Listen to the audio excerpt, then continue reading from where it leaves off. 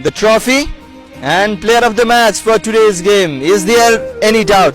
It's the leggy Yuvraj Khatri for his superb bowling performance.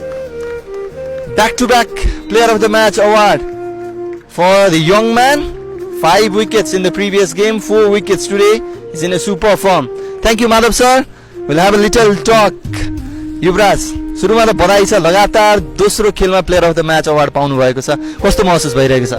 Thank you sir, एकदम राम्रो feel भइरहेछ भनौँ न, हामीले गेम पनि जितिरहेछौँ अनि प्लेयर अफ द म्याच पनि भइरहेछ, खुसी लाग्यो। एकदमै पहिलो खेलमा यदि तपाईँको बलिङ पर्फर्मेन्स हेर्ने हो भने त्यति रिदममा हुनुहुन्न थियो, थोरै सर्ट पिच बलहरू एक्सपेन्सिभ हुनुभएको थियो, तर त्यसपछि भने माथिल्लो मुलपानीमा 5 विकेट र आज खेलमा 4 विकेट, एकदम इन्जोय गरिरहनु भएको छ?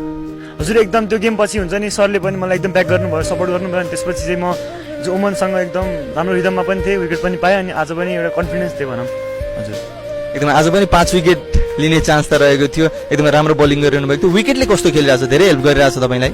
विकेटले राम्रै छ भनौँ, विकेट त्यस्तो टर्न चाहिँ पाएन, अहिले राम्रो छ wicket.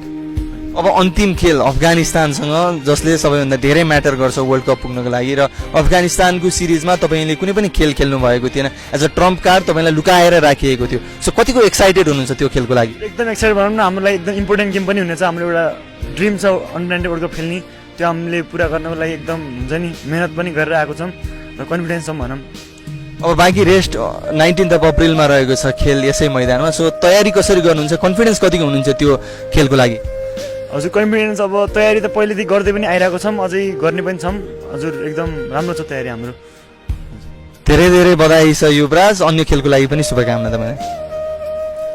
So Yuvraj Khatri, player of the match for today's game, back-to-back player of the match award for that talented young